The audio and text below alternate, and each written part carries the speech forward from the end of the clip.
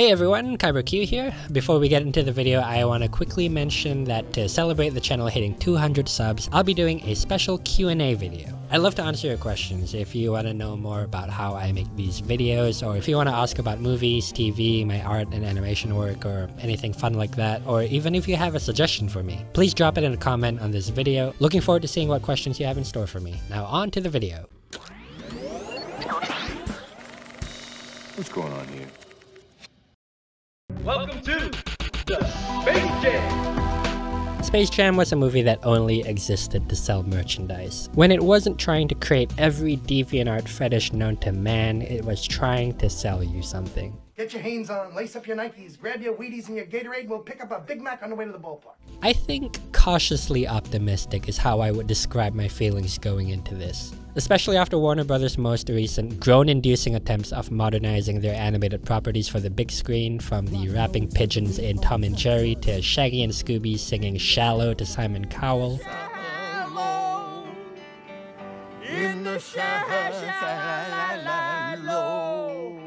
I'm up the deep end. I was a little concerned for a new legacy. The whole Zendaya as Lola Bunny thing in the trailers echoed the same out-of-touch corporate mentality that Zac Efron as Fred did. Doesn't help that it has one of the blandest subtitles for a movie sequel in recent memory. I mean, a new legacy? Really? I guess Resurgence, Uprising, Apocalypse, Awakening, Evolution, and Genesis were already taken. It also felt like a massive ad for Warner Bros. Properties, and I don't think it's a coincidence that the promotional material has the exact same color scheme as HBO Max. Corporate cynicism aside, if my 5-year-old self was obsessed with something as obnoxiously commercialized and ill-conceived as the original Space Jam, kids are definitely gonna love Space Jam: A New Legacy. It's a good time, not necessarily a good movie. Or, you know what, it's probably more comparable to a fun theme park ride. This is the KyberQ Show, and today we'll be taking a Looney Bugs Bunny lookie at Space Jam: A New Legacy.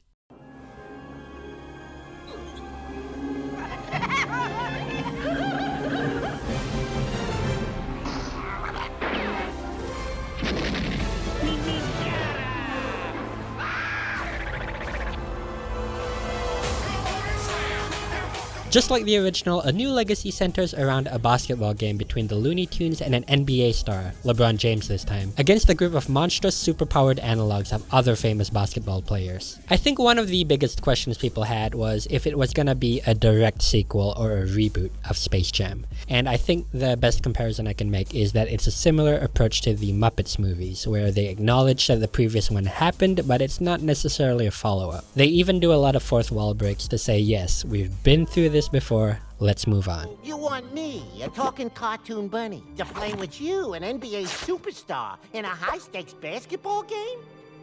Sounds awfully familiar.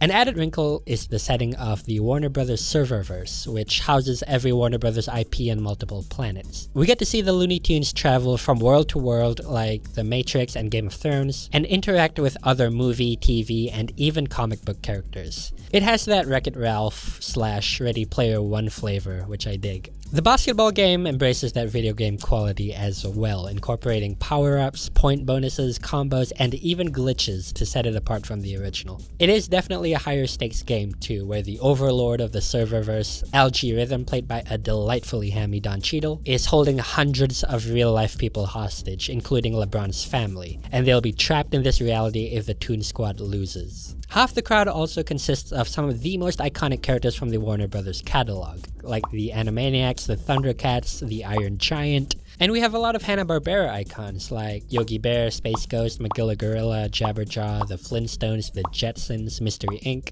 It's gonna be a real treat for animation fans to see what characters and Easter eggs they can spot.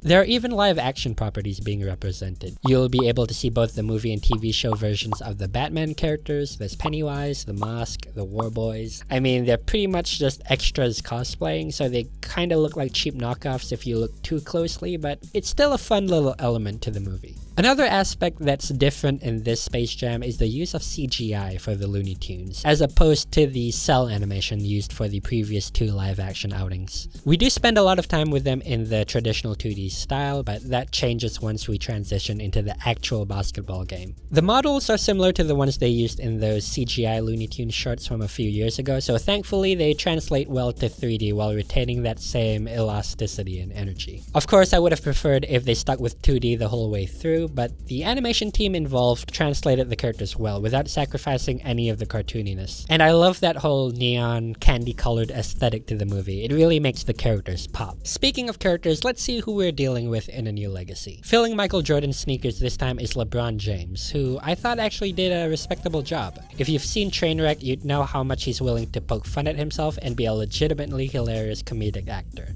He carries the heart and the humor of the movie well, and he does have more charisma and a better on-screen presence than MJ did. Not that he set a very high bar to begin with.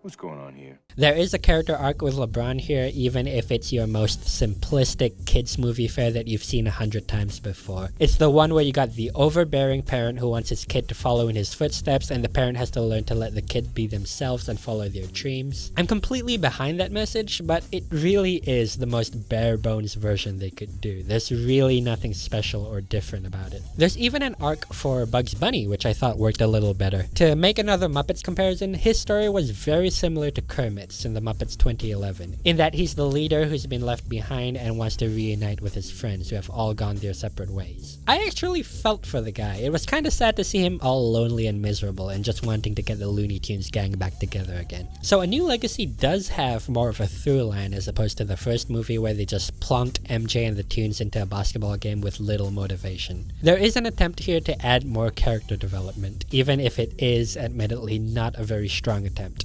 A lot of it feels like they're just going through the motions, especially with LeBron's storyline. And it's a shame that they didn't go just that little extra mile to add a bit more weight to the proceedings. I do have to give credit to the voice cast. Jeff Bergman and Bob Bergen, who most fans will recognize as Looney Tunes regulars, Candy Milo, the new voice of Granny, Gabriel Iglesias as Speedy, and Eric Bauza, who is absolutely crushing it with the new HBO Max Looney Tunes cartoons. So what did I think of Zendaya as Lola? I kinda wish they leaned towards making her more loony to match the other characters, like in the 2011 show. I still think that's the funniest incarnation of her, but I think Zendaya did a pretty good job. I really liked this take on the character. She does have more of an actual personality compared to the first film, which is good since she's probably the Toon with the most screen time next to Bugs. As for the rest of the Toon squad, we have a smaller, more tight-knit team of the most well-known Looney Tunes, and I think each one gets a fair share of the spotlight. They each get a chance to have their funny standout moments. Wait, why does it say that Yosemite Sam's a rooster? Are they saying he's a cock? You have a good array of classic Looney Tunes gags here. The slapstick, the explosions, gunshots, your fake tunnels, and your Acme products. The movie gets a lot of the traditional Looney Tunes humor right, in terms of the visuals. That's where A New Legacy is at its best, when it's tackling the wacky visual antics the cartoons are known for. It goes hand in hand with the action and effects here too, which can look pretty spectacular. The dialogue, on the other hand, relies on way too many outdated pop culture references and one-liners. To put things into perspective, the original Space Jam could have made a lot of these references and jokes, and that came out 25 years ago. And this is where you also get your out-of-touch youth buzz phrases like, haters gonna hate, and you mad, bro? Haters gonna hate. Oh, you mad, bro? And sometimes that's what constitutes a joke in this movie, just a character saying a catchphrase and moving on. Thankfully, the movie is so fast-paced that even when something misses the mark, it moves so quickly to the next joke that you kinda just forget about the one that didn't work. Structurally, it's the exact same thing as the first movie, including all the lapses in logic. If for some reason you were expecting a revisionist take on Space Jam, then don't. They still could have done a lot more with this concept if you ask me. If you look at something like the Lego Movie or Wreck-It Ralph 2, there were many times that they felt like giant commercials, but they still had substance and an underlying strong message. For a movie that was 25 years in the making, there's just not a lot here to show for it. This is one of those movies where what you see is what you get. So watch the trailer And if you're someone who grew up with the original Space Jam and think you'll have a fun time, then go for it. If you think this is a redundant 2-hour cash grab, that's also a very valid point. Speaking as someone who loves the Looney Tunes and is pretty fond of the first Space Jam, I had a terrific time with this movie. For everything that didn't work, there was a solid laugh or delightful cartoony gag right around the corner. The small attempts to add character do put this a notch above the original for me, but again, I must stress, not a very high bar.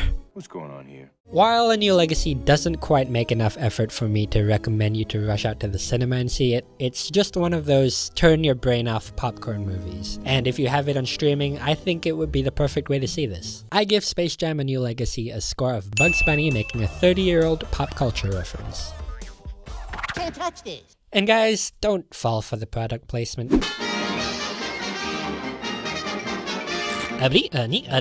That's all, folks.